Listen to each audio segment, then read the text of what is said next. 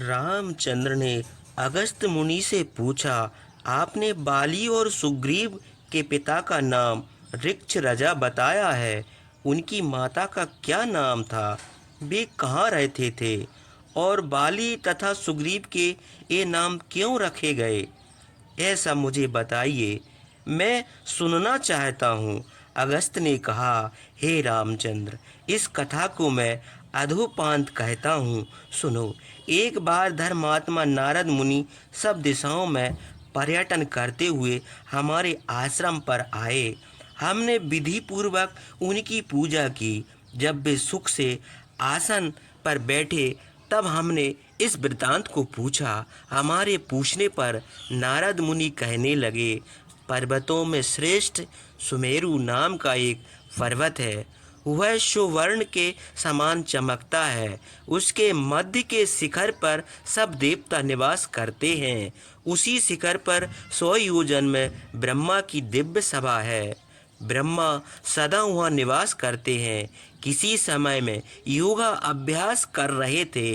सहसा उनकी आंखों से आंसुओं की बूंदें गिरी। ब्रह्मा ने अपने हाथ में लेकर अपनी देह में लगा लिया। फिर उन्होंने अपना हाथ झटक दिया, जिससे एक बूंद पृथ्वी पर गिर पड़ी। हे रामचंद्र, उसी बूंद से एक बानर पैदा हो गया। ब्रह्मा ने प्रिय वचनों से उसे आश्वासन दिया और उससे कहा, यह देखो, पर्वत के इस शिखर पर देवता लोग निवास करते हैं। यह बहुत रमणीय स्थान है। कंद मूल फल भी यहाँ बहुत हैं। तुम यहीं हमारे पास रहो। कुछ दिनों के बाद तुम्हारा कल्याण होगा। ब्रह्मा के यह कहने पर उस बानर ने उनके पैरों पर सिर रखकर प्रणाम किया और हाथ जोड़कर बोला, हे देव, आप जो आज्ञा देंगे उसका हम पालन करेंगे। जगत उत्पत्ति ब्रह्मा से यह कहकर वह वानर बड़े हर्ष से फल पुष्पों से शोभित घने वृक्षों के समीप चला गया। वह वृक्षों के फल खाता था और अच्छे अच्छे फल फूल और मधु प्रतिदिन संध्या के समय देवादिदेव ब्रह्मा के चरणों में निवेदन करता था। इसी प्रकार बहुत समय बीता। एक दिन वह वानर बहुत प्यासा हुआ और पानी की तलाश में सुमेरु पर्वत के उत्तर शिखर पर चला गया। वहाँ एक निर्मल सरोवर था। उसमें अनेक प्रकार के पक्षी बोलते थे। वह पानी पीने के लिए जब उस सरोवर के तट पर पहुंचा तो अपनी परछाई जल में देखकर सोचने लगा, इस जल के भीतर यह हमारा शत्रु कौन रहता है। फिर उसने बड़े ध्यान से परछाई की ओर देखा और कहने लगा कि यह दुष्ट बड़े क्रोध से हमारी ओर देखता है और हमारा अपमान कर रहा है। मैं इस मूर्ख को मार डालूंगा और इसके घर का विनाश कर दूंगा। यह कहकर वह अपने चपल स्वभाव बस उस तालाब में कूद पड़ा। हे रामचंद्र, उसके बाद जब वह जल से बाहर आया तब उसका स्वरूप स्त्री का हो गया। उसका रूप बड़ा ही मनोहर था। उसकी जंघें, मोटी भुएं, बहुत सुंदर केस, बहुत काले मोटे स्तन और सुंदर मुस्कान थी। वह सुंदरी उस सरोवर के तट पर खड़ी हो गई। वह पद्म रहित लक्ष्मी के समान, चंद्रमा की निर्मल प्रभा के समान रूप और लावण्य में पर्वतों की समान थी। उसी समय इंद्र ब्रह्मा के पास आए थे। वहां से जब लौटे तो उस स्त्री पर उनकी दृष्टि पड़ी। सूर्य भी भ्रमण करते हुए वहां आए और उन्होंने भी उस स्त्री को देखा। वे दोनों देवता काम के बस हो गए। उनके सब अंग फड़कने लगे और सांप की तरह सांस छोड़ने लगे। उसका अद्भुत रूप देखकर उनका धैर्य छूट गया। इंद्र का वीर स्वखलित होकर उसके सिर पर गिर पड़ा। उनके वीर्य से उस स्त्री ने एक वानर उत्पन्न किया। इंद्र का वीर्य उसके बालों में गिरा था, इसलिए उस पुत्र का नाम बाली हुआ। सूर्य भी उसे देखकर काम के बस हुए थे। उनका वीर्य उसकी ग्रीवा पर गिरा था। उन्होंने उस स्त्री से कुछ भी नहीं कहा। वीर्य के स्खलित हो जाने पर उनकी भी काम पीड़ा शांत हो गई। उस वीर्य से सुग्रीव का जन्म हुआ। स्त्री की ग्रीवा पर वीर्य गिरने के कारण उसका नाम सुग्रीव पड़ा। इंद्र ने बाली को सुवर्ण की एक माला दी। उसमें सब गुण थे और कभी नष्ट नहीं होते थे। सूर्य ने अपने पुत्र के सब कामों में सहायता देने के लिए हनुमान को उसके पास नियुक्त किया। फिर वे दोनों देवता अपने अपने स्थान को चले गए। हे रामचंद्र, उसके बाद ऋक्ष राजा फिर पुरुष रूप को प्राप्त हो गया। अपने पुत्रों को अमृत के समान स्वादिष्ट फल और मधु खाने पीने को दिया। फिर उसको लेकर ब्रह्मा के पास गया। ब्रह्मा ने उसे आश्वासन देकर एक दूत को बुलाकर आज्ञा दी कि तुम इनको किष्किंधापुरी को ले जाओ। वह बहुत रमणीय स्थान है। वहाँ बहुत से बानरों के यूथ रहते हैं। हमारी आज्ञा से विश्वकर्मा ने उसे बनाया है। वहाँ चारों वर्ण के मनुष्य निवास करते हैं। बहुत अच्छा बाजार है। व्यवसाय भी खूब होता है। अनेक प्रकार के रत्न हैं और काम रूपी बानर निवास करते हैं। वहाँ सब बानरों को बुलाकर सबके सामने सम्मान पूर्वक राज सिंहासन पर बैठाकर इनका अभिषेक करो। ऋक्ष राजा बहुत बुद्धिमान और प्रभावशाली हैं। इनके प्रभाव से सब बानर इनके अनुगामी रहेंगे। ब्रह्मा की आज्ञा से वह दूत उनको लेकर वायु के समान वेग से किष्किंधा को आया और विधि पूर्वक ऋक्ष राजा का अभिषेक किया। वे पृथ्वी भर के बानरों के शासक हुए। वहीं से ऋक्ष राजा बाली और सुग्रीव के पिता हैं और माता भी वही है। हे रामचंद्र, वाली और सुग्रीव की उत्पत्ति का यह वृत्तांत विस्तार पूर्वक आपसे मैंने कहा। आपका कल्याण हो। इसे जो पढ़े या सुनेगा उसका मन प्रसन्न होगा और उसके सब कार्य सिद्ध होंगे। यह पौराणिक दिव्य कथा सुनकर भाइयों के साथ वीर रामचंद्र को बड़ा विस्मय हुआ।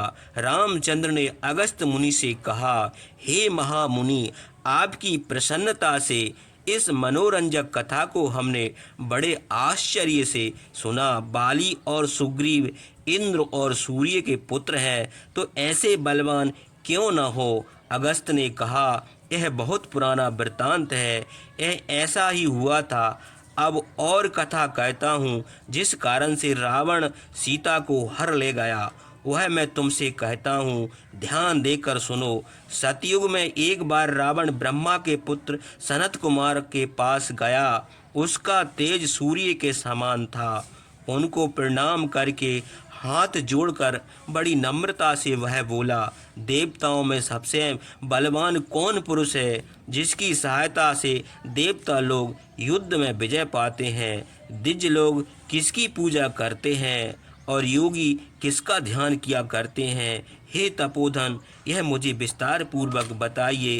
रावण के यह प्रश्न सुनकर महर्षि सनत कुमार ने योग दृष्टि से उसके हृदय का भाव समझकर बड़े प्रेम से बोले, बेटा सुनो, मैं कहता हूँ, जो संपूर्ण जगत का पालन करते हैं, जिनकी उत्पत्ति हम लोग भी नहीं जानते, देवता और दानव भी जिनको नित्य प्रणाम करते हैं, जिनकी नाभि से विश्व की सृष्टि करने वाले ब्रह्मा उत्पन्न हुए हैं, जिन्होंने स्थावर जंगम प्राणियों को उत्पन्न किया है, जिनके आश्रित रहकर देवता लोग यज्ञ में अमृत पीते हैं और सब देवता भी जिनकी पूजा करते हैं, योगी लोग जिसका ध्यान करते हैं, जिनके निमित्त यज्ञ किए जाते हैं, उन्हीं की सहायता से देवता लोग दैत्य दानव और राक्षस को युद्ध में परास्त करते हैं। महर्षि का यह वाक्य सुनकर राक्षस राज रावण फिर विनम्र वचन बोला,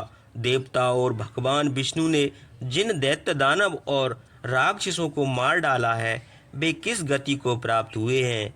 हे महर्षि ने कहा, वे लोग स्वर्ग को गए हैं। अपने कर्मों के अनुसार फिर पृथ्वी में जन्म लेंगे और मरेंगे।